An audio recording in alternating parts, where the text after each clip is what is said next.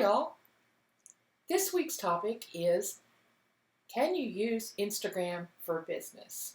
Well, I used to think the answer was no for me because I'm a marketer and a website designer, and I don't produce physical products that you can take pictures of and show online like t-shirts or jewelry or anything else like that. So I thought maybe Instagram is not for me. Well, I was wrong. There are many professional service providers who do very well on Instagram, and it's a valuable platform to build a community and to build engagement and interaction. If you're considering using Instagram for business and you need some persuasion, here are some numbers that will show you how large the opportunity is. More than 200 million Instagram users visit a business profile every day. Now, that's not just their friends, that's a business profile. 60% of people say they discover new products on Instagram. And 33% of the most viewed Instagram stories are from businesses. So, if that doesn't make the case for the fact that Instagram is very useful for business, I don't know what will. So let's say that you've decided that it's time to start, and let's get started. First thing you want to do is you want to set up your profile. Now, on your profile, you have 150 characters.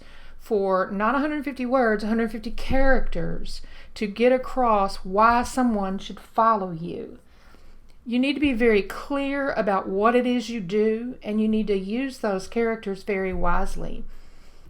This is my profile, and I have used an image, a picture of myself, a headshot. You can use your logo.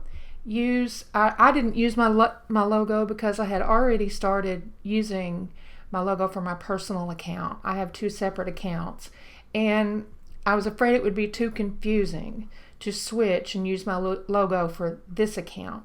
But if I had it to do over, that's what I'd do. I'd use my logo, which a lot of people do. So use your logo, choose your username wisely, because you want it to be something you can easily tell people, you can easily repeat. If it's consistent with the rest of your usernames on other social profiles, that's even better. You only have one link on your Instagram profile, so you've got to make it count. Now, I used to send mine to my homepage of my website, and I realized that really wasn't helping me much.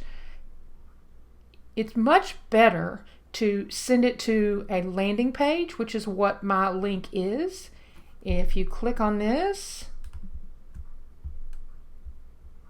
it goes directly to a landing page on my website that has my most recent three blog posts, and then it's my email lead magnet and email sign up form, and just a few bullet points about working with me.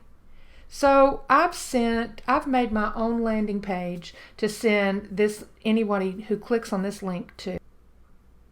You can use a service like Linktree or later.com, and you can find those on Google, to make a mobile-friendly landing page that shows really whatever you want a person who would click on your link to see. Here's an Instagram profile by Yeti, the folks who make the really nice drink coolers. Look at their bio. We make gear that helps you stay out longer, travel farther, and live harder. That is nothing but customer benefit. It helps you stay out longer. These are things that if you're an outdoorsy person and you're interested in Yeti's products, you probably want to do anyway. So that's how they use their bio. They don't have to tell you what they are and who they are and what they do, because you already know that. They're a big brand. So if you're a major brand, you don't need to identify your products or what exactly is you do. And in addition, they've added their branded hashtag, Share Your Adventures, Built for the Wild. So they are collecting user-generated content that their fans share and using that hashtag to kind of gather it up and group it. It's a great use of a profile. Let's look at Corksicle, which is kind of a Yeti competitor. Same thing with Corksicle. They're a major brand. They don't have nearly as many followers as Yeti, but if you know them, you know what they make. And they've used their bio to announce a new product, and that link goes directly to their product page. Now, if you're going to do this, you'd have to be able to update it very regularly, because that will kind of get stale if you don't. Once you start posting, you'll want to think about your grid. Your grid is the collection of images that you've posted, and you really want them to work together and to look good together, to be similar in character and to all be consistent with your brand. One account that does this so beautifully is the New York City Ballet. They really know how to build a beautiful grid. All of their images they all work together, and they've set them up here in rows.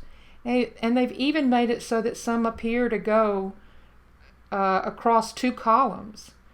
But the images still make sense when they're posted individually. There are several different kinds of posts. There's regular feed post, which is just what you're used to seeing on Instagram. And then you have Instagram stories. This is a local yoga studio, actually a virtual yoga studio, and full disclaimer, this happens to be one of my daughters. Here's her most recent story. Stories also have a lot of interactive features that you can use to build engagement and to get your readers and viewers to contact you. One excellent way to use Instagram for business is to do a carousel post. And this is just like a little mini slideshow. I did this to promote my most recent blog post that this video is made about. And I start out with the cover shot and then go through, which you've already seen. The rest of the slides are just helpful tips. A carousel has the advantage of keeping the viewer on your profile for longer, which signals to Instagram that you're posting quality content and can help you with the algorithm, can help you get seen and increase your reach. If you want some ideas about what to post, go check out my blog post on my marketing blog. Here's the link. I've got 11 ideas for you that will help you get started on the right foot or give you a little shot in the arm if you need it. So, are you ready to start on Instagram? I hope you're already using it for business, and if not, I hope you'll start soon. Until then, follow me online at Beth G. Sanders on Twitter, Beth G. Sanders Online on Instagram, and please subscribe to my YouTube channel.